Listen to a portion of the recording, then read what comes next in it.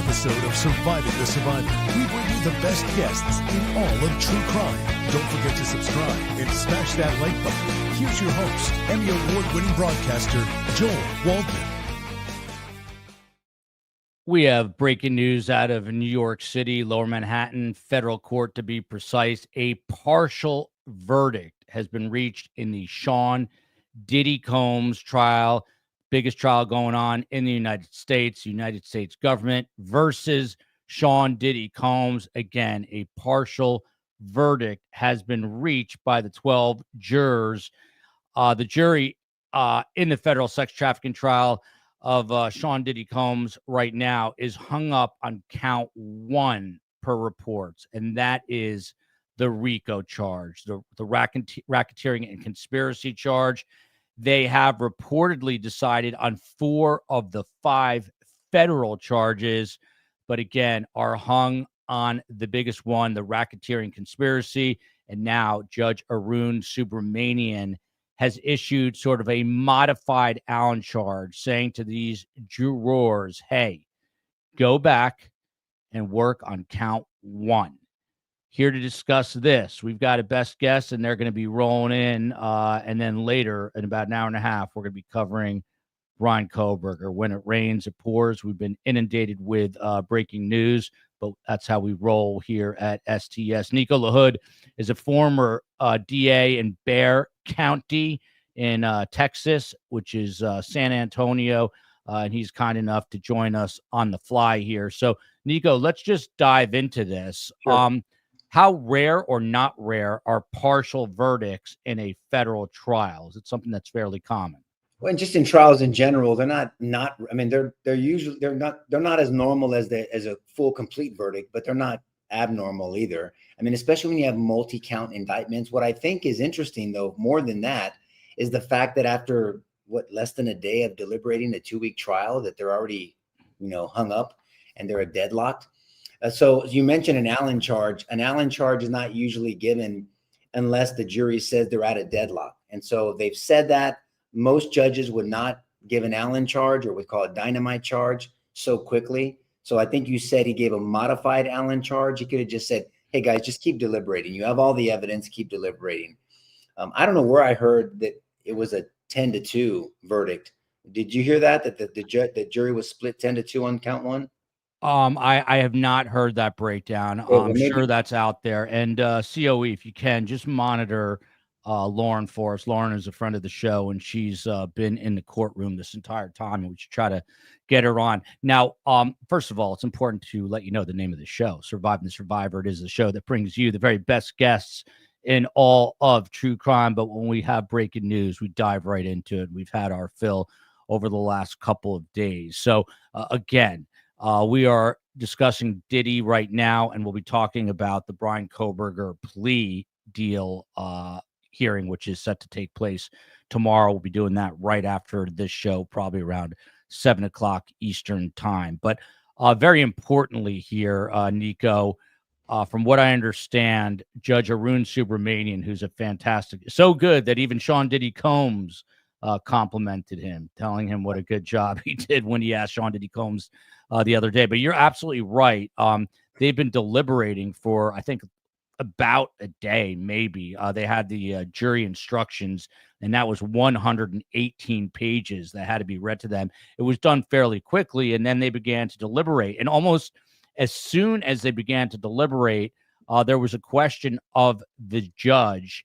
And when the judge got this question, it was more of a comment. It was the jurors saying, in effect, one of the jurors is not following instructions. Let me get to that in 2 seconds, but first tell you that I am hearing that the jury has been dismissed for the day. So we have this partial verdict, but we don't have count 1 on the RICO, which is arguably the biggest and arguably the most nebulous. But at this point, the jurors have gone home for the day. They're not sequestered. So we are likely not going to get the verdict today, but we know that they've reached a verdict on 4 of the 5 counts, and it will likely come tomorrow. You just never know, because now they're being asked to basically hash out count 1, the RICO charges. But with all that said, Nico, I mean, I guess what sort of stands out to you? Is it weird that they were sent home now? No, I'm surprised one side didn't ask to sequester them. I mean, that's on a case this big. I mean, you don't want someone. I don't want to leave once on a big case like that. And every court's a little different, but usually there's no one state court for sure. You don't tell the jury which side asked to sequester you because you don't want a jury to hold that against them to whatever side. But if either side requests it, it's mandatory in Texas state court. Federal court's different. But I'm surprised. I mean, I wouldn't want them out of that realm at all. I want them stuck together. Don't get outside. Don't look at any media. And even though there's an instruction on that, don't talk to anybody. There's no temptation for anything to leak. I mean, you're losing control of a jury, in my humble opinion, on a case this big. But I mean, there's experienced lawyers in there, and there's a judge that knows what he's doing, so they released them. That's interesting to me. The fact that they're deadlocked after less than a day of deliberating is interesting to me. I think, this is my humble opinion, and maybe if somebody can have a different opinion. I mean, if you have a racketeering charge, which is the old mob charge, it's that RICO, Racketeering Influence and Corruptions Organization Act. That was because these mob bosses were isolated from the underlings. And so if their underlings got arrested, you can insulate a mob boss and you can never get to them. So in Texas, it's conspiracy. There's organized crime statutes in Texas. Every state's a little different, but federally, this RICO charge has these underlining, these felonies that support the racketeering charge. I think, my humble opinion, and I'm happy to be wrong, every lawyer may have a different opinion. I think there's a better chance that these are guilties on count 2, 3, 4, and 5 than not guilties. Because I mean, just think it through. If the racketeering is the overarching umbrella to the underlining felonies, if these were all not guilties, what are they arguing about? What are you racketeering about? What are you organizing to do if you have not guilties on count 2, 3, 4, and 5? I think there's at least one, maybe all 4 guilties. We are joined as well, and that was going to be my next question, Nico. And Tim is a regular on the show, beloved member of STS. And Tim, Nico is former DA in Bexar County, Texas, which is San Antonio. Now does criminal defense work, correct, Nico? Yes, sir. Criminal defense. Yeah. So, Tim, the bottom line here is the Diddy jurors have reached a partial verdict on all the counts, and we'll get into counts in a moment, except for count 1, which is racketeering, the RICO charge. Tim is a federal prosecutor. He knows all about it. Do you agree? And Tim, you don't have to do it now, but if you can flip your phone on the side at some point, that'd be great. Let me see what I can do. You're too handsome. There you go. You're too handsome to be in I don't portrait. have my tripod, so. Tim, someone as good looking as you needs to be in landscape mode at all times. But Tim Jansen, do you agree with Nico right now that likely charges 1 through 4 are guilty? Does it favor the government, as Nico is suggesting, which I've heard from other legal analysts? Well, listen, a jury goes back and they'll do deliberations. They'll pick their 4-person, and then they do a preliminary talk. They know that the main count is count 1, right? And they've been out and haven't made a decision. So then if they can't make a decision and it's really deadlocked, then they say, okay, why don't we think about the other counts and then we'll come back to the main count. So they go on the other counts and they might say, yeah, I think sex trafficking, we proved that. I think they proved this. I think they proved that. But they don't believe there was enough beyond a reasonable doubt to prove the predicate acts. And the predicate acts are what's responsible or required for them to come back with a RICO. RICO is the most serious offense, would put him in prison for a long, long time. And then sometimes jurors would say, listen, I don't want to, I'll agree to the other counts. I'm not going to agree to the RICO. I don't think they proved it. They didn't sequester this jury, which is a mistake. These people are subject to influence. These people have so much money and so much contacts. Could be an uncle, somebody, and they could be fighting not to get the RICO. And they might feel their own safety. They won't say it, but they have to live in New York City. And so they might feel the compromise verdict is giving him a break. So I would agree with Nico. I think that means they're probably deadlocked on count 1 and they were able to reach a compromise verdict or a verdict on the other counts. Yeah. So let's dig into the charges. Tim, by the way, Judge Arun Subramanian, who's an outstanding judge, he has sent the jurors home. It's 8 men, 4 women who are deliberating here. Yeah, he sent them home now. So that's my next question. Is that odd that he would send them home after?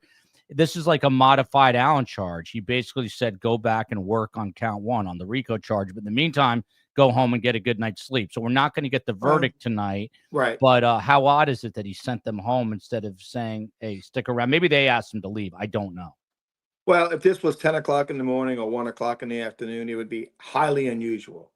If they came back at 5:30 and said, we got a verdict, but we're deadlocked on count 1, he does a modified Allen charge. They do it all the time.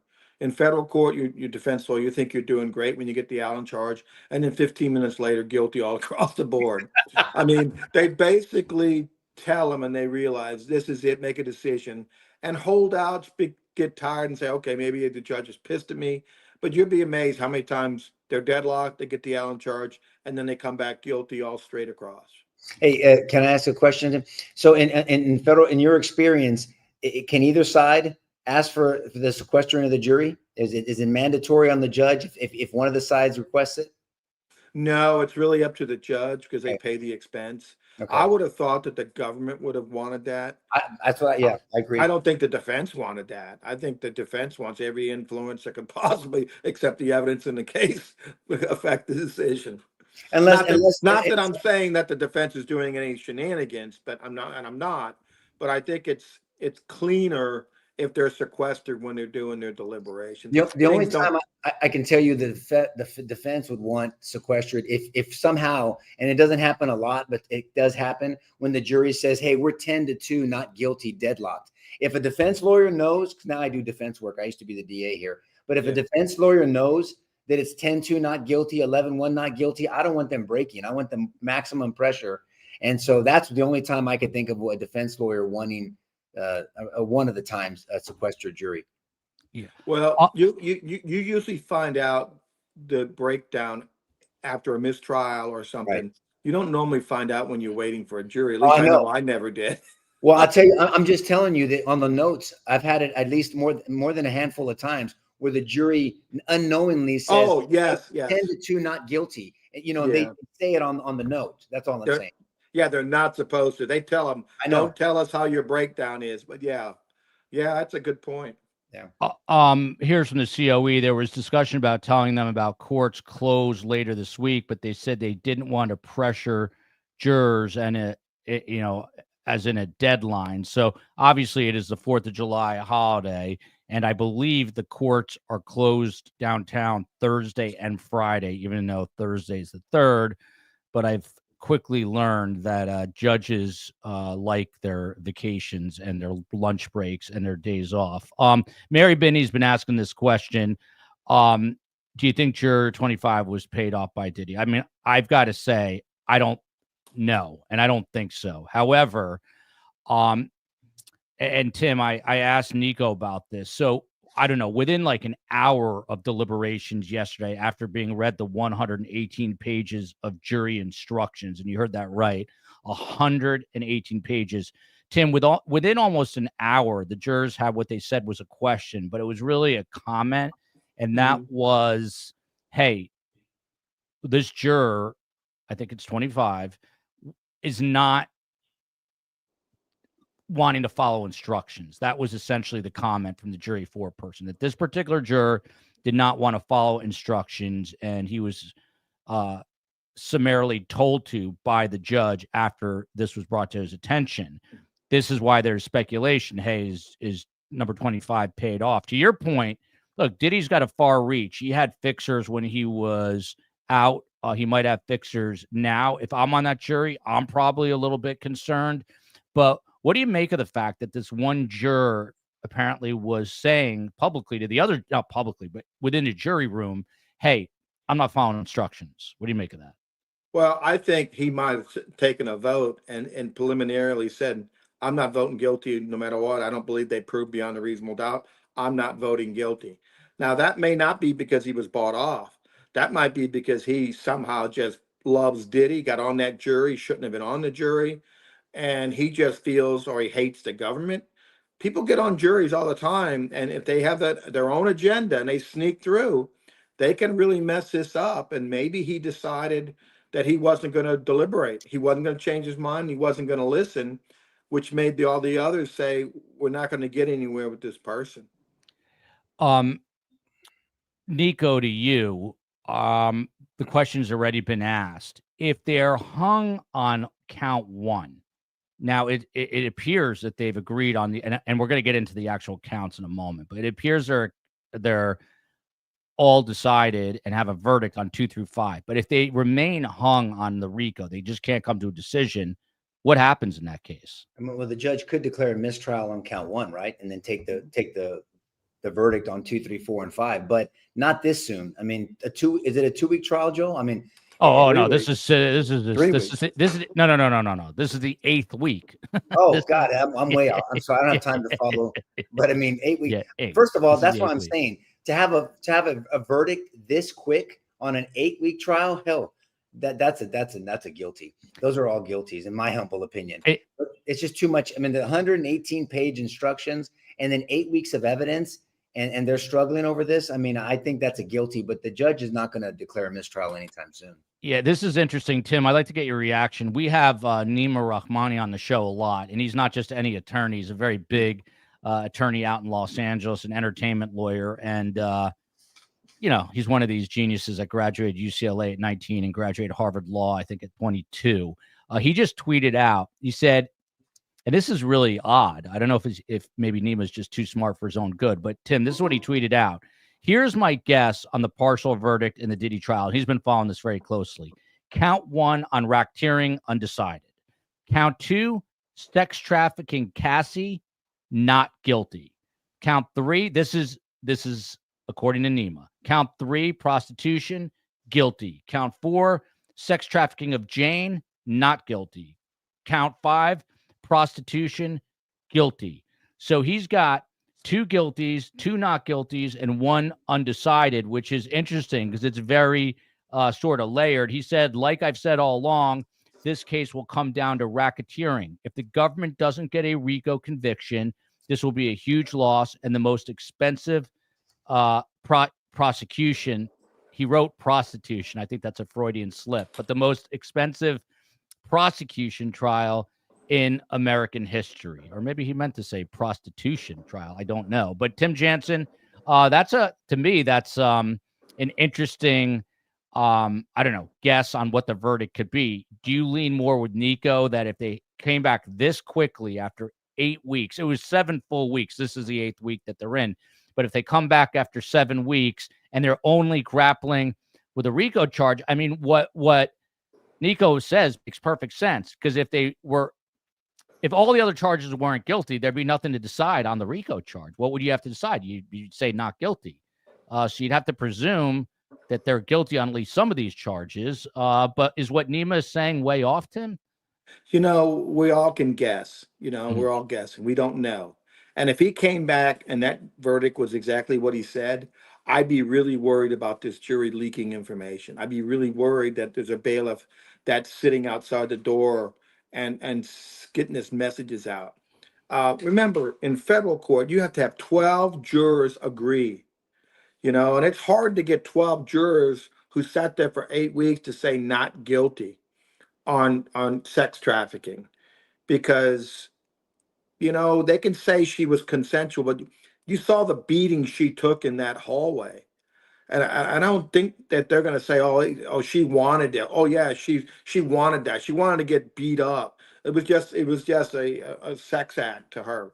I find that hard to believe.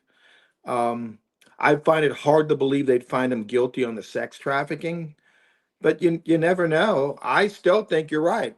If they were voting not guilty on all these counts, they wouldn't be deadlocked on count 1, because they need those to get to count 1. Yeah, and I wasn't alluding to that. I thought they were guilty on all the 4 underlying counts. I'm just saying at least there's a guilty in there for sure on this quick. Now, for that guy that you said he's been watching this very, very closely. Maybe he's analyzing the evidence. If he has the time to watch for 7 weeks all the evidence like that, God bless him. And I'm not there yet, but good for him. And if he's done that, then he's making an assessment of the evidence that he's seen himself. I was just trying to make the point that there's at least a number of guilties on the underlining predicate acts, because then you're not hung, or you're not deadlocked, quote unquote, on the racketeering, because that's the main one. Yeah, we've got a new guest here, a new first-time best guest, meeting him under unusual circumstances with the breaking news. This is Sam Bassett. He has tried jury trials throughout Texas for over 33 years, graduate of the University of Texas School of Law, Hook'em Horns, and the University of Texas School of Business. He's been a board-certified attorney in criminal law since '94 and a Texas super lawyer. Sam Bassett, the COE will keep you muted when you're not on because there's a little audio hiss. However, thank you for joining us on this short notice. And, much better. Thank you. What do you make of a partial verdict after 7 weeks of testimony, and now the 8th week here they're deliberating? Well, I don't know what you guys have discussed yet, but the deliberation doesn't seem to be very long to me for that long of a case. Typically, in a 7-week trial, you're going to have 2 or 3 days of deliberations, but obviously they got through the more simple counts, and now we're left with the real complicated count. And there seems to be a division in the room about the racketeering count, no question. Yeah, for sure. So let's get to these. Well, Sam, before I get there, one of the things that we're talking about, which Tim, I think, was speaking about when you just came on, was, and Nico said the same thing, if they were not guilties on 2 through 5, there'd probably be nothing to deliberate over 1. So both Nico and Tim are suggesting, and I am as well, that there's likely at least a guilty verdict in there somewhere. Do you agree with that? I do. And I think the way I was talking to Court TV this afternoon, the way I said it is the defense has to be concerned. One way of putting it. It doesn't sound good. Yeah, and by the way, Sam, just so you know, you're on with Tim Jansen, former federal prosecutor. They both have great hair, the checkered shirt, and then Nico LaHood, who also has great hairs in your great state, Bexar County, Texas. So I don't know if you two know each other, but you do now. They have more hair than I do, so I'm a little bit jealous. This is true. Now, Okay, so count 1 here is the racketeering conspiracy. We'll swing back to that, but count 2 is sex trafficking by force, fraud, or coercion. Tim Jansen, let's go to you for this. It's 1 count of sex trafficking by force, fraud, or coercion. What does this really mean? We've got Cassie Ventura and 2 other victims who testified. Cassie Ventura is the government star witness. For them to convict on this, on force, fraud, or coercion, the sex trafficking count 1, what do they basically have to decide? Well, I think the coercion and force might be their strongest element. Certainly coercion, right? If you can control somebody either by money, lifestyle, or by physical violence, which we saw the physical violence in the lobby, then they could say the sex trafficking, she was fearful, she had to participate, she took a beating, she tried to leave. I think that a jury could find that she was under coercion. I think that's the government's strongest on that count. Off of the counts just for 1 minute, because Sam, I want you've been doing this a long time, and I got Nico and Tim's take on it. After they told the judge that they could not come to a decision, the judge actually sent them home, which is kind of interesting. It was a modified Allen charge. If I were the jurors ahead of the 4th of July weekend with the court closed Thursday and Friday, I would have thought that the judge, this is New York City where people work till 10 o'clock at night with the hustle and bustle. Are you surprised that Judge Arun Subramanian said, hey, go home and pick this up in the morning? Not at all. I think if there's a small chance he can get a verdict all across the board, it's going to make the record cleaner and everybody moves on. But at the same time, I'll be surprised, actually, given the wording of the note, if they do get a verdict tomorrow. And I'm sorry, you said you'd be surprised if they do get a verdict? Yeah, you never know what happens overnight with people that are holdouts. I don't know. You also don't know what the split is. If it's a 6-6 split or a 7-5 split, it's going to be real hard to get a verdict. If it's like 10-2 or 11-1, then there's a chance. Yeah. So, Sam, I'm going to stick with you for a second because I went over this and I just want to get your take on it. So it's the jurors who are deliberating, 8 men, 4 women, almost with in an hour of having been read the jury instructions, which were 118 pages long. they had a question, which was really a comment for the judge, which was juror number 25 is not really listening to instructions or wanting to listen to instructions. Then there was a second note today, which had to do with, I think, wanting to read 2 sets of witness testimony transcripts. But what do you make of that first note out of the gates, where it seems like one of these jurors seems to be a bit of an outlier? Yeah, it might be somebody who doesn't get along well with others, or somebody who just is very abrasive, or certainly in the minority, probably. So, it indicates some group dynamics that are a little fractious. Yeah. And Nico, to you, the judge picked the jury. That is true. I mean, they have input from the attorneys, but in federal court, the judge ultimately decides on who the jurors are going to be here. No, he doesn't decide the jurors. He does the voir dire. The Or voir if you're dire. up north, the voir dire. If you're up north, down here in Texas, we say voir dire. So we state trial lawyers. I've done federal and state trials.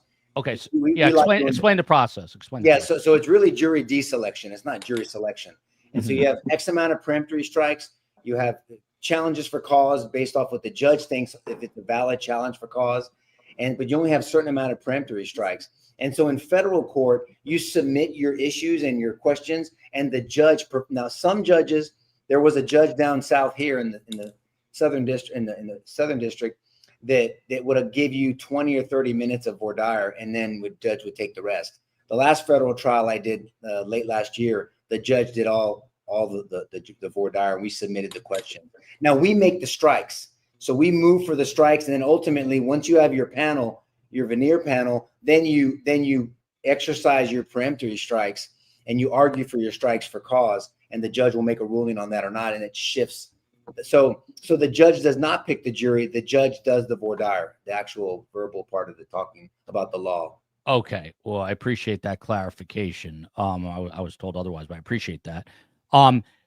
So Tim, to you, just before we get back to the charges, again, this was 7 weeks of testimony, and the 8th week now they're deliberating. Is it odd that the judge even issued sort of a modified Allen charge? Should he have just said, hey, you guys aren't deadlocked yet, just go home tonight, which is basically what he said anyway, sleep on it and come back and deliberate tomorrow? Like, was the Allen charge even necessary? Because I think that's what has everyone going, oh my God, these guys are totally deadlocked at this point. Well, federal judges control their courtrooms. They control everything in a federal courthouse. And when he was told he had 4 verdicts or 4 verdicts and 1 deadlocked, and they said they're deadlocked, they always give the modified Allen charge, because that usually, it's like putting grease on a ring to get it out. It loosens it up really quickly. And normally a jury verdict comes in really quickly after a modified Allen charge. I don't get how they're not going to go Thursday. I believe they have Wednesday and Thursday. You said they're closed. The businesses is closed. I'm almost sure I don't think the court's closed on Thursday. Someone double check that for me, STS Nation. That's what I remember hearing. Just because it's a holiday weekend. Someone at STS Nation will know. I heard no court Thursday and Friday. And that's why there was that could be the reason he gave the modified Allen charge now, hoping it'll spur something so they can resolve this by Wednesday. That judge does not want this verdict. Tim, they are closed Thursday and Friday this week. Well, that's a mistake, but and it may be just financial reasons. That judge does not want this jury going home over the holidays without a verdict, either a mistrial and a verdict on some of the counts. All hell could go break loose by Tuesday. So Sam, let me come back to you on the RICO. Let's just start banging out these charges. The one that they're hung up on, and someone asked for a recap. The recap is this: the jurors told the judge late in the day that they have come to a verdict on counts 2 through 5. They are deadlocked on count 1, and they were given what is known as a dynamite charge, but a modified version, essentially saying figure out count 1. And instead of staying late, which is what New Yorkers do, the judge said go home, sleep on it. So we're not going to get the verdict today, but we have a real good indication that they've obviously come to a unanimous decision on 2 through 5, and 1 is the one that they're having trouble with. And these amazing guests that we have on the panel are all in agreement that some of the other charges have to be guilty, because if everything was a not guilty, there'd be nothing to deliberate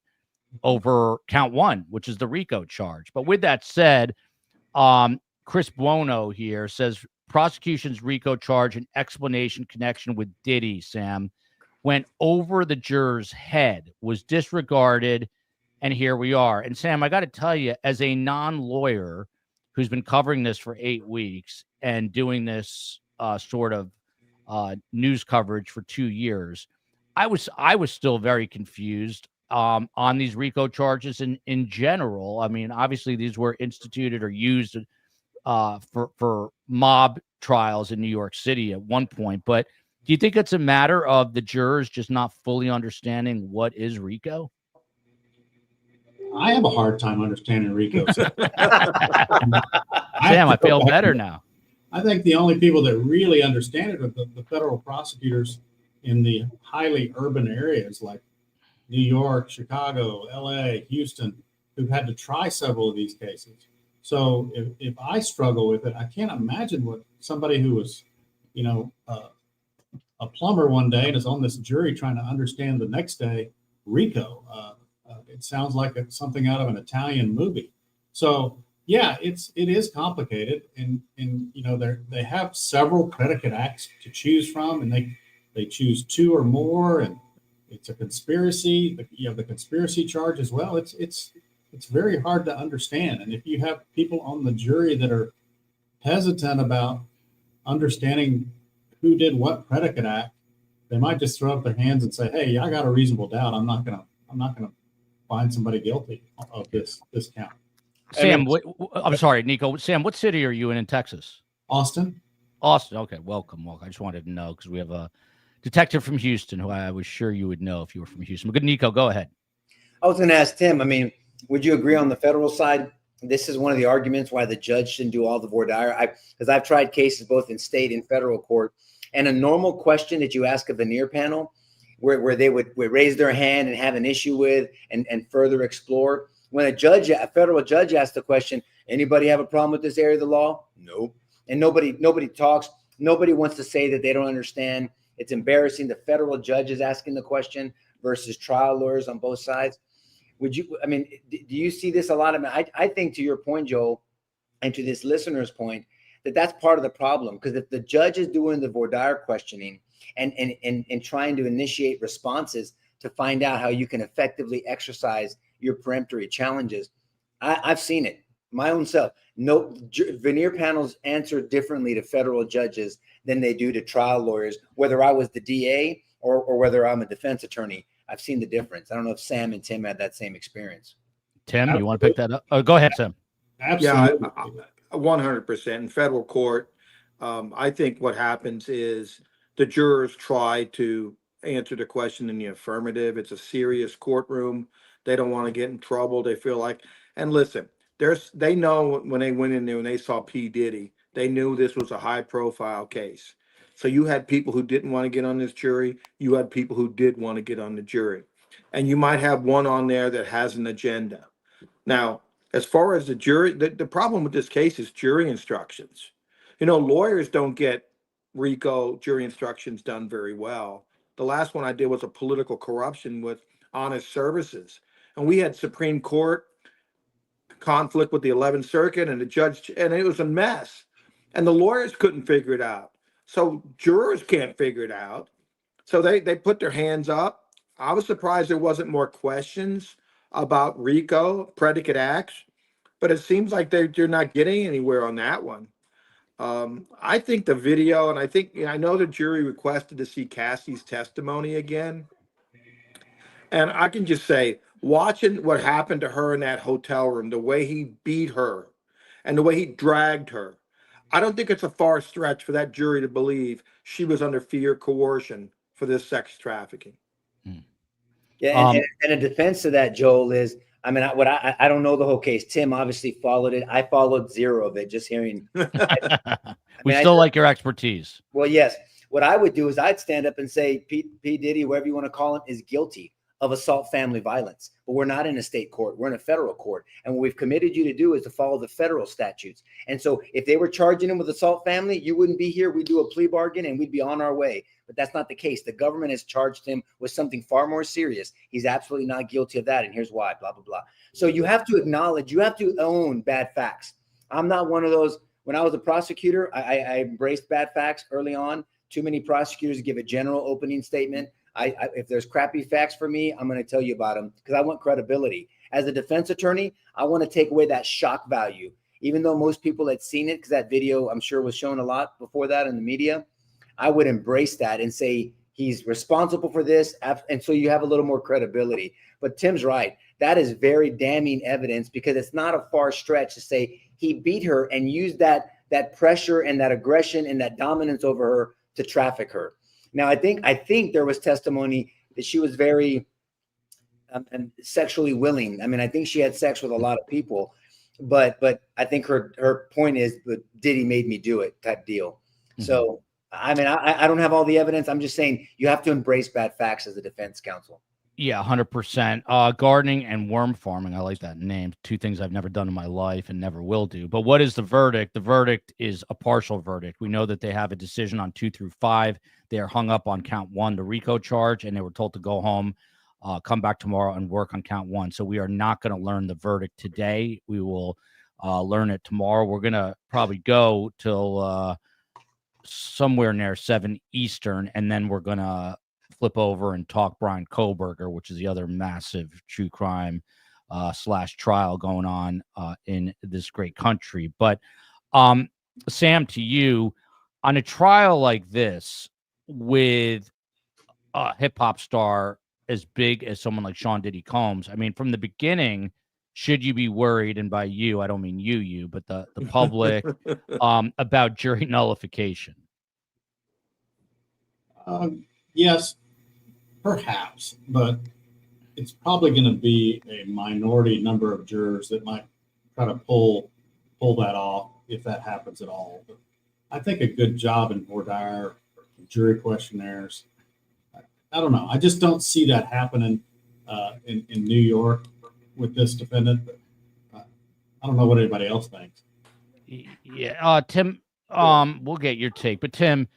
From Melissa here, and guys, feel free to throw in questions and I'll get to them eventually. But if Diddy is found not guilty on count 1, and this is all hypothetical here, but if he's found not guilty on count 1, but guilty on all the other charges, does he still go to federal prison? Those all have, I don't know if they all have minimum mandatories, but there's obviously guidelines, correct? Yeah, sex trafficking, he's going to go to prison for quite a while. He could go 12 to 20 years or maybe more on the sex trafficking. The judges take this much more serious, and that judge can, you understand in federal court, you can be sentenced what's called, relevant conduct that incorporates conduct that he was acquitted of, conduct that he wasn't even charged with. So they could still say the RICO, and that could be incorporated in the judge's decision on the sentencing. It's a harsh place to be sentenced, federal court. Yep. Tim, just to add on to that, so walk us through that a little bit more. Judge Arun Subramanian, does he just have to follow very strict federal guidelines with the sentencing? Like, how much discretion does the judge actually have? Good point. Good question. We have statutory codes that have statutory minimums, statutory maximums, and then you have what's called minimum mandatory sentences that he has to impose, unless there's substantial assistance or some other reason. But then you get to the guidelines, and the guidelines are just recommendations now. They're advisory. They used to be that judge had to sentence within the guidelines, and if he departed below or up, he had to give reasons. You still got to do that. But now good defense lawyers know what we do, what's called a variance, because a variance doesn't require to do a downward departure, and you can say your client is outside the normal, and variances are very effective to give judges even more discretion. But the judge can depart upward if he feels like the conduct requires much more penalty. And Diddy, for all his popularity, power, the judge is going to have to send a message across the country if he's convicted on these serious crimes. That judge is not going to want to be seen as a lightweight and giving this billionaire a break in the climate of our society today with sex crimes and sex trafficking. Yeah, and these are some of the most heinous crimes that there are. Nico, I know you didn't follow the case closely, but you are a former district attorney in a big county in Texas. One of the things that these jurors did do that no one else did was they were asked to watch these freak-off videos, these basically sex orgies. We've had a psychologist on it called them sex torture sessions, but these sessions with escorts and Diddy and the women. I would imagine, you know, we're all here talking and people listen to things, but to watch that, and we don't know the specifics of what they watch, but it was very explicit from what we're told. If I were a betting man, I think that those videos had a huge impact. What do you think? Absolutely. Sure they did. We prosecuted a case like that here before I left office, and we had a juror faint during one of those type of videos. I mean, it was shown to them. So it's it's hard to differentiate between the two. I mean, so, and then what you have to do as a defense attorney, you have to differentiate and try to get a jury to isolate immoral behavior, unethical behavior, and illegal behavior. And a lot of times they don't do that. And so if a jury sees something that's immoral and shocks their conscience, they immediately transfer that to illegal. So prosecutor wants that to happen. So as a prosecutor, you want them to think that if someone sinned, I'm a Christian, but I don't push my faith on anybody, but if someone sinned or did something immoral, well, then they did something illegal. A defense attorney wants to say, hey, look, there's three areas of this. Immoral, that's between that person and God or their wife or whatever. Unethical, there's some reviewing board. But illegal, that's your job. And we're here to focus on that. And are you committed to following the law? So absolutely, that can be strategic from the, I mean, obviously the prosecutor wants them to be completely biased by that and influence that. And a defense attorney has to walk that fine line. Like I said, take responsibility for the bad facts, say this is this, but it's consensual. It might be disgusting, but it's not illegal. It might be offensive or awful, but it's not unlawful. There's a lot of different themes you can push forward as a defense attorney. Yeah. And Sam, you know, there's a big difference obviously between Texas and New York, but one of the things that I found interesting, not necessarily interesting, but Mark Agnifilo, who is the defense attorney who delivered closings, I met him because I covered the first week of this live up in New York. Very nice guy, but also an amazing criminal defense attorney, and as nice as he is, ruthless in terms of wanting to win. But he was extremely sarcastic during closing arguments to the point where the federal prosecutors objected to the sarcasm, and he said he had a right to do it. And then the judge stepped in and said, calm yourself down. It's not proper in the courthouse to be speaking that way. Do you think that, I mean, in anywhere else, I think it would turn off jurors. I'm not sure about New York City, but is that a gamble to take that kind of tact? Well, their theme was these were adults consenting to acts that may be offensive, but everybody was doing it willingly. And so I suppose, I didn't see the argument, I haven't read a transcript of it. I suppose he was trying to emphasize through sarcasm that the government is trying to criminalize consenting behavior between adults. And it is a risky strategy if you take it too far, because if you go extreme with the sarcasm, the jury's going to snap back with an extreme verdict if they don't believe that the acts were entirely consensual. I'm reading an interesting comment. I apologize, but I like to read some of these comments live on air, but that one I am choosing not to pull up. Tim, one of the things here is all the victims who testified, and I'm talking about Cassie, Mia, and Jane, they all either stayed with him in Cassie's case for more than a decade or went back on multiple occasions. Now, the government brought in a psychologist, and these are issues of coercive control. I mean, this is really serious stuff, domestic violence related, where people can't get out of a cycle of abuse. But you almost have to be a psychologist to fully understand this.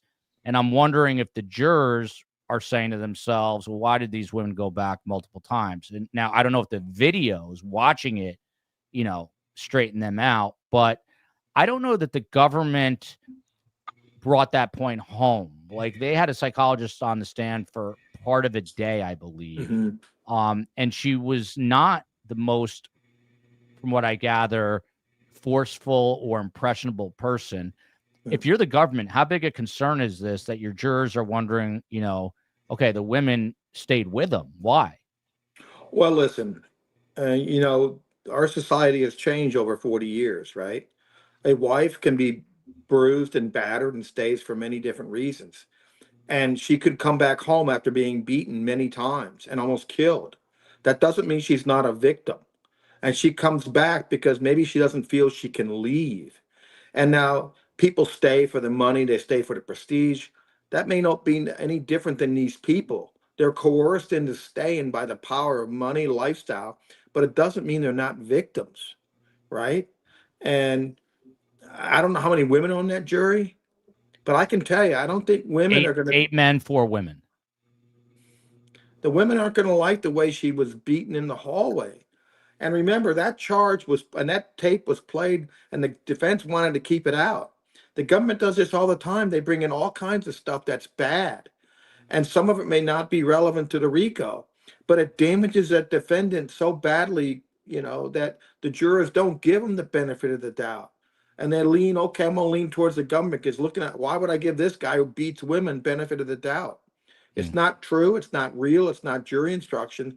That happens every day in court. And the government can make it really difficult for defendants to get a fair shake, especially in federal court. It's a rule, evidence comes in. It's a rule of inclusion, not exclusion, like most state courts. And the government has about a 98% conviction rate. 98%. Think about that. It's a lot. Yeah, and someone told me that actually ticked up to 99%. I just want to be absolutely clear, and I've said this publicly on the show, that I believe that these 3 women are absolutely victims of Sean Diddy Combs. When I bring up that issue with the jurors, I'm just wondering if they understand the intricacies of coercive control. Joel, I'll tell you what I found out in 38 years of practicing law as a federal prosecutor, 30 years as a defense. Jurors try to do the right thing. They want to make the right decision. And I've never seen where they don't, and they're being paid off. They try to make the right decision. They really do try to. And in federal court, they lean towards the government. Tim, I have a question. Sorry, it's the trial lawyer in me. You said 38 years as a federal prosecutor and 30 years as a defense attorney. You look too damn young. Well, I was 38 years as a lawyer, 5 as a prosecutor, and like 33 as a defense lawyer. Just making sure.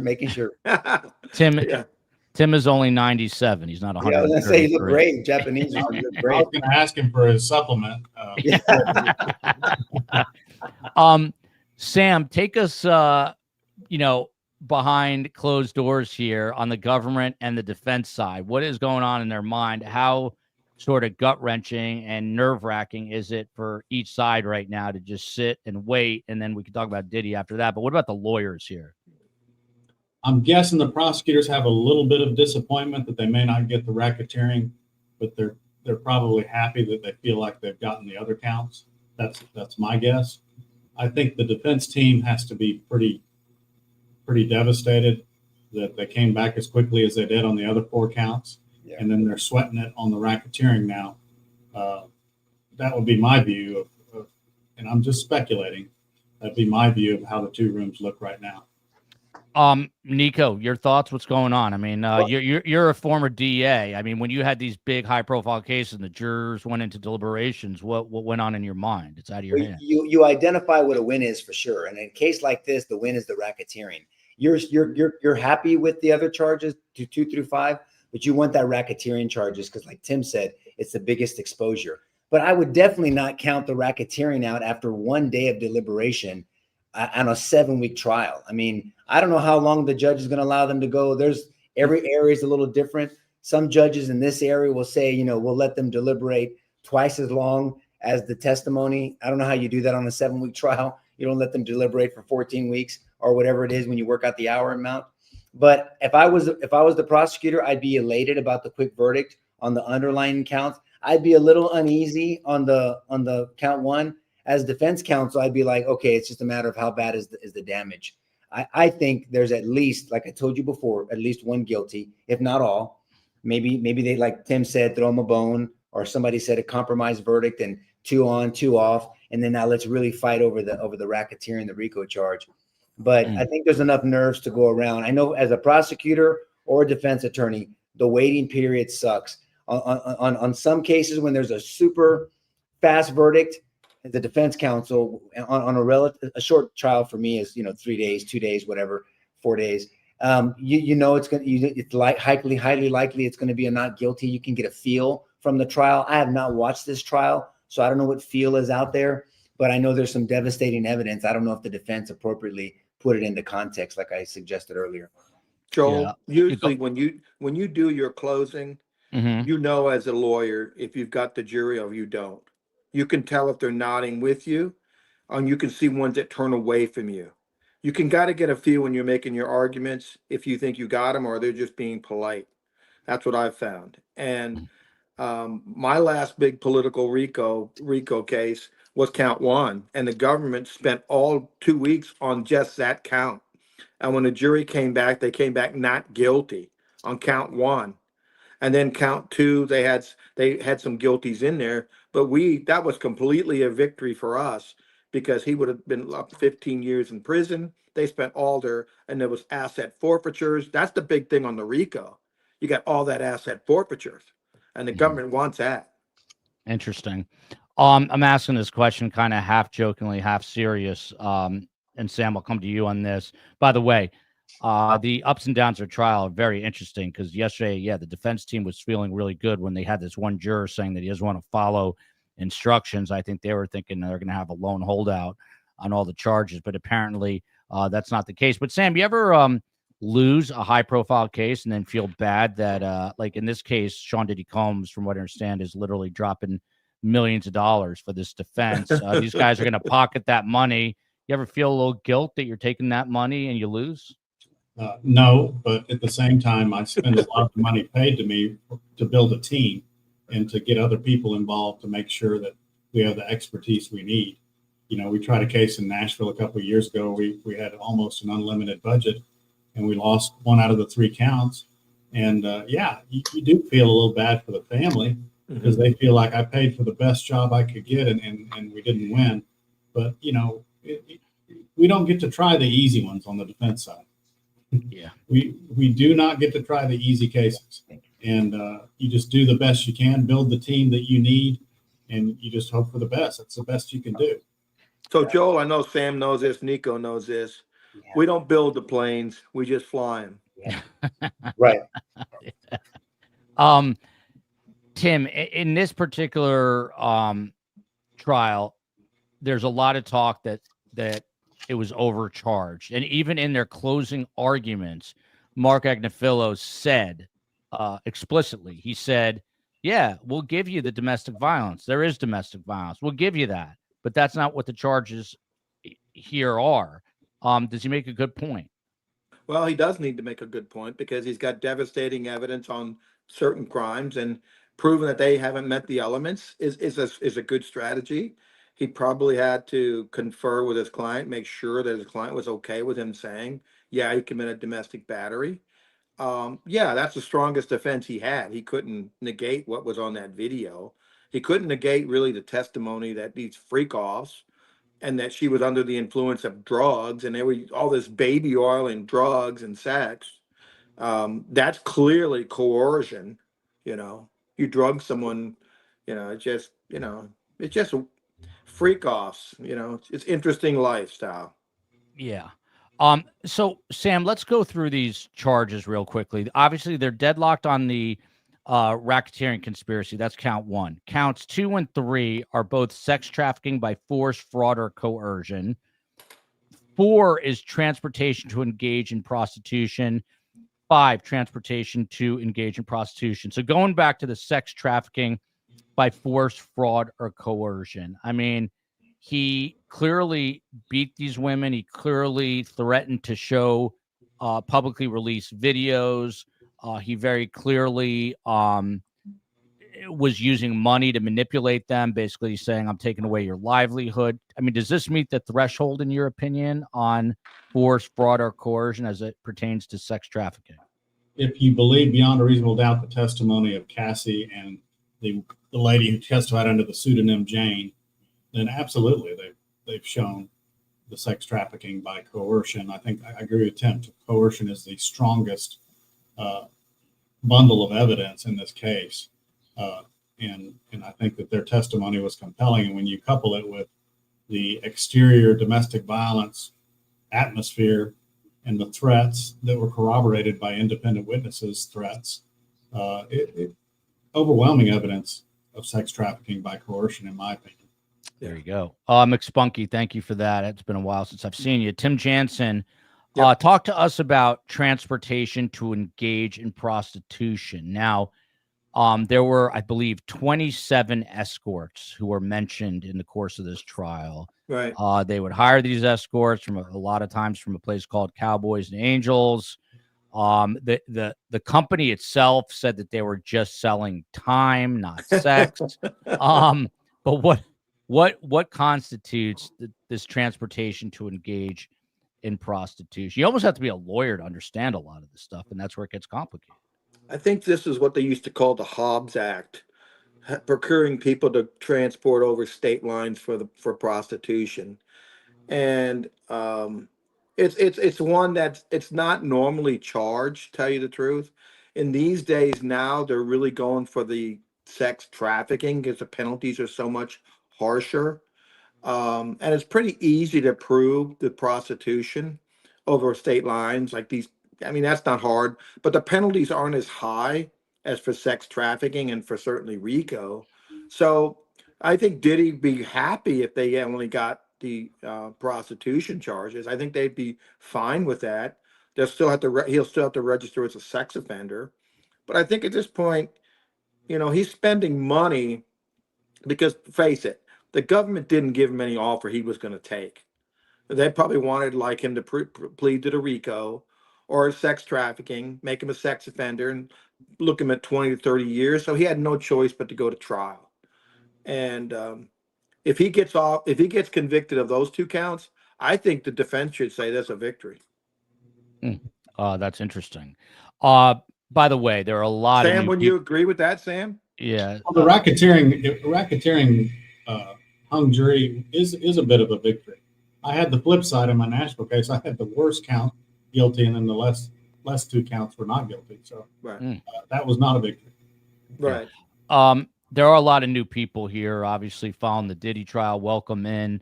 If you don't know Surviving the Survivor, now you do. We do a live show every evening on the biggest and most trending true crime stories in the nation and elsewhere. And we've got the best guests in all of true crime, and I like to say a better community.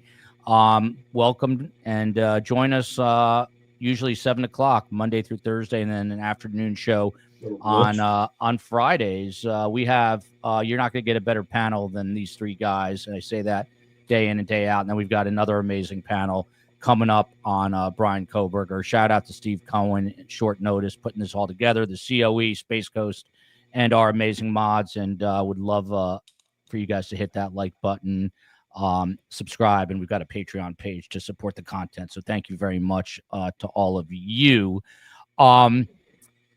Sam, to you, just on something that's kind of been bugging me this entire trial, and it seems like you've been paying attention a lot, but I was in the courtroom the first week, and I've been putting out daily reports. This just is, so as a former broadcast journalist, I'm used to writing stories, and you guys are storytellers. But with the government's case, I felt like they were bringing in all this evidence, but it was like a little bit over here, a little bit over here, a little bit over here, a little bit over here. And I felt like there wasn't like a narrative to their case. There wasn't a story, which I think they did in probably much better in the closings. But is that a concern? Do you try, when you are trying a case, do you try to keep it in some sort of narrative form as you're going through it? Yeah, I mean, on the defense side, you're not always leading the charge as far as carrying the narrative for the first few days, because you're usually just trying to punch holes in the government's case. But if you do put on a defense, absolutely, you want a tight narrative, organized. You want to start strong, finish strong. Those are all basics that we learn in law school, and we carry them throughout our career. But yeah, the prosecution has more of a job in structuring how the trial is going to look, because they're in control for the first usually 60, 70, 80% of the trial. So absolutely. And I think they started, I believe, with Cassie on the stand for a long time, if I recall correctly. I just want here. I get this comment 17 times a show. You're pronouncing it wrong. It's Agnifilo. I don't know. Does this give people like a sense of pride to correct people's Mark Agnifilo? I will do my best. I think that's probably the least important part of the story. Yeah. I met Mark, and I will do my best. So my sincere apologies to you, Royal. I'm sure he's not offended Yeah. that his Italian background, you mispronounce his name. All he cares is you get him right. He's on the air, right? Yeah. By the way, that guy, he makes millions of dollars, and he was Right. carrying a burlap strand bookstore bag. And then the other day, I saw him he was carrying a Ciroc vodka bag, which is Diddy's crappy swag that he was that he got for free. It's probably given. Yeah, exactly. Tim, and I'm coming back to Nico. Go a few more minutes, and then we're going to switch over to Koberger in about 15 minutes. But Tim, we're learning today there was another jury, basically a question which they wanted testimony. What they were asking for was Cassie Ventura's testimony, right, specifically regarding her assault in 2016, then an incident at the Cannes Film Festival where Diddy beat her again, and he threw her off a yacht at that point, and then a freak off with an escort named Daniel Phillip. What, if anything, that's part of what they asked for. What is, if anything, does that tell you that they're asking to hear Cassie's testimony about these vicious assaults? What probably happened is a couple of the jurors brought it up, and then one or two jurors said, "Oh, I don't recall that." So they said, "Okay, let's listen to it." But I think you're going to see a history of violence. He goes back, and there's multiple violence. He continues with violence, and I think that's what they're probably trying to do, is convince one of the other jurors this is what she said, this is what happened, so they can make it an agreement that, I don't know if they took the notes back there. Some judges let them take notes. Some of them don't let them take them back there. They say don't give the notes any more preference in your own memory. But an 8-week trial, I hope they had notes, because if you don't have notes, you're going to have jurors all confused.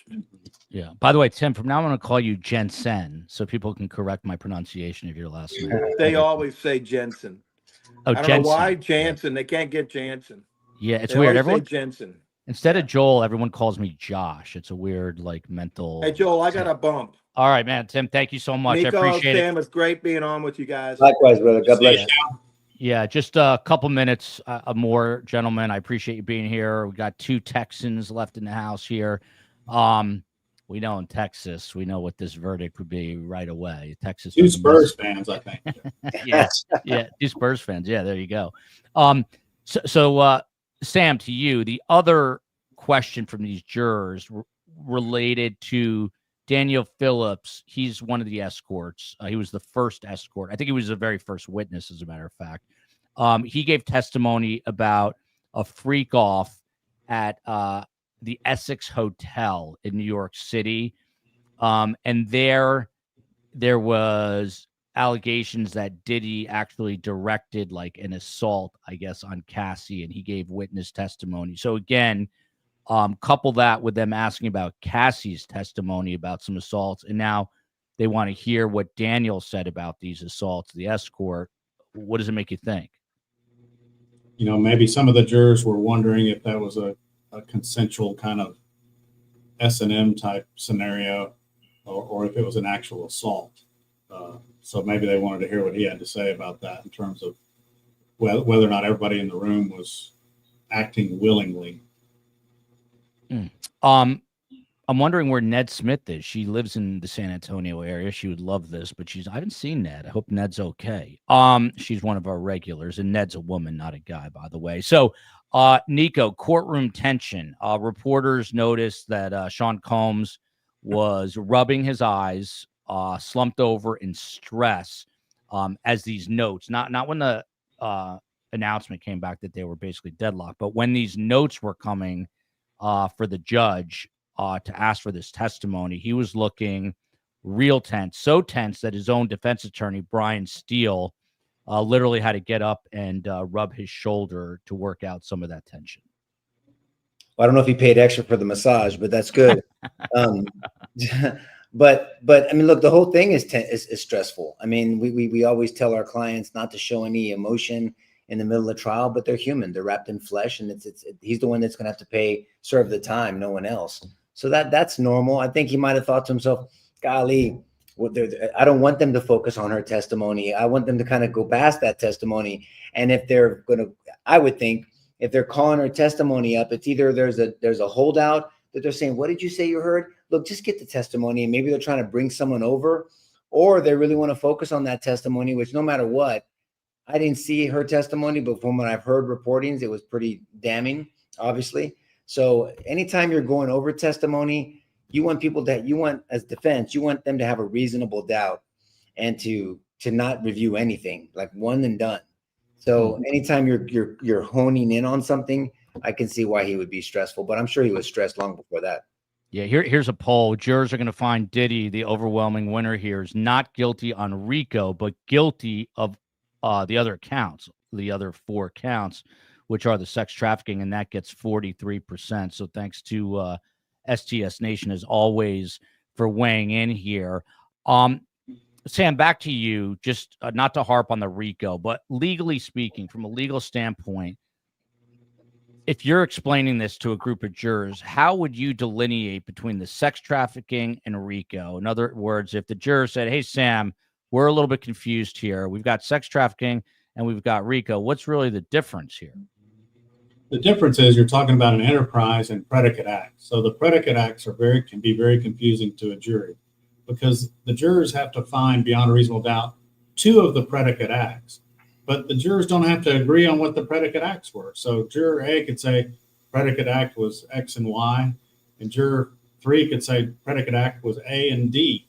And as long as each juror finds beyond a reasonable doubt that 2 of the predicate acts were committed, and it was an enterprise and a conspiracy to commit the underlying offense, then they find him guilty. Now, just me explaining that was confusing. Yeah, it's very hard for jurors to get that. It's like a game of Yahtzee, but with a lot of human emotion involved. It's just very difficult to get through it. Now, if you have a slam dunk case, like some of the organized crime cases that we see, it's a lot easier to get there. But this is not a slam dunk case for the prosecution on this charge. Yeah, a couple more questions. I'm gonna, if you guys are, well, Nico's not new, but Sam is the COE. We all have one. She's the chief of everything. She's my wife. She runs the show. COE, can you bounce in for a moment and tell me what we're doing? Are we just switching over to Koberger at 7? Here comes the voice of God. Let me double check to make sure all of our guests were bumped up, but we were originally slotted for 8 o'clock. I'll message you in chat though. Yeah, no worries. I'll just go for another hour, 9 minutes. No, we're going to stop here at the top of the hour, and then we're going to do Koberger either at 7, but you guys will get a redirect. Nico, since you were a DA, one of the, I guess, questions that's been raised is Sean Diddy Combs has a chief of staff. She was making $600K a year. Her name's Christina Coram, basically his right-hand woman. And there's rumblings, I guess, that the government was going to go after her. But if the RICO charges fall apart, does that make it harder? Would they not then try to prosecute her because they lost with Diddy, essentially? I mean, if they have sour grapes, I mean, the statute of limitations would dictate that. A lot of times, federal prosecutors more than state prosecutors, but it's appropriate. If they have some evidence, at least probable cause to move forward, and they can get you can indict a ham sandwich. But I mean, if they can get an indictment and there's color of law, meaning it's a colorable case, they have enough evidence, doesn't offend anybody to move forward, I mean, they'll move forward with it. But a lot of prosecutors will say, look, if you don't plea, then I'm going to charge A, B, and C. I would have thought they would have charged her ahead of time if they think they needed her testimony, or they think that her testimony would have helped the prosecution. You prosecute her, then work out a deal with her to absolve her of these charges or lessen her exposure to testify in a certain manner. Happens a lot with bandito cases, Mexican mafia cases, where they prosecute a bunch of people, then work out deals with them, 5Ks in the federal system or some type of cooperation agreement in the state system, and then they testify on behalf of the government. Yeah, this is interesting. I didn't know this, I don't think, but from Willow, Keith Rainier, the cult leader, I think it's Nixum, I forget the name. He was convicted on RICO charges, and Agnafilo was his defense attorney. So there you go. I'm sure Mark got paid for that as well. And by the way, his wife is defending Luigi Mangione. So they are a powerhouse defense team. Just a couple quick more questions, and then we will get final thoughts. But Sam, something I've been thinking about, in your experience in a case like this, are the women tougher on the female victims than the men? In other words, are the women going to say, well, you went back 2 or 3 times, why'd you do this? And the men will say, I get it, I understand. That's been my experience. Women are more judgmental of women, especially when it comes to sex crimes, adult sex crimes. I think that it varies from jurisdiction how strong that is, but we're in an age of people view sexual situations much differently than they did even 20 years ago. Certainly much differently than they did when I started practicing law. And so, yeah, I think women are harder on women and more critical of female witnesses with regard to issues of sex and intimacy. Yeah, that would be my thought as well. For the little that I do know from Violet here, Nico LaHood, for everyone who does not know, now you know, he was a former DA in Bexar County, which I initially was pronouncing Bexar because that's how it's spelled, but it is Bexar County, and that is where San Antonio is. Go Spurs. Can you define what a predicate act is and your final thoughts here? I know you haven't been following the case closely, but do you think we'll get a full 5-count verdict tomorrow or the next day? On a 7-week trial, I don't know what they're debating or where they're at and how they're hung up. Like we said earlier, is it 10-2, 6-6, 7-5, 8-4, and which way is that? So it really depends. I don't think the judge is going to grant a mistrial after a day and a half or 2 days of deliberating a 7-week trial. But a predicate act is what it's needed. It's kind of a foundational act that leads to the overarching charge. So if you're saying that you're involved in racketeering, influence, and corruption, and you're part of an organization, or as Sam properly described as an enterprise, you have to say that enterprise is doing some underlining acts. What are those acts? And these are what they are. So you have to prove 2 of them. For as a prosecutor, whenever you had to approve a case like this, speaking of the Spurs or basketball, there's 3 ways to score. You can score with a free throw, a layup, or a 3-pointer. And so you try to make it simple for people because it can be confusing. For us too, for lawyers too, it can get confusing. Many times we become subject matter experts based off the case we take on. And so that's just the way it is, I think, in any profession. So that just means the underlining acts. So he's been charged with bad behavior, bad acts. They have to prove 2 of those bad acts, and they can all differ on which 2 bad acts they agree on. Yeah, Nico speaks for himself. When I play basketball, it's all about the 360 dunk, reverse dunk. That's what I go with usually.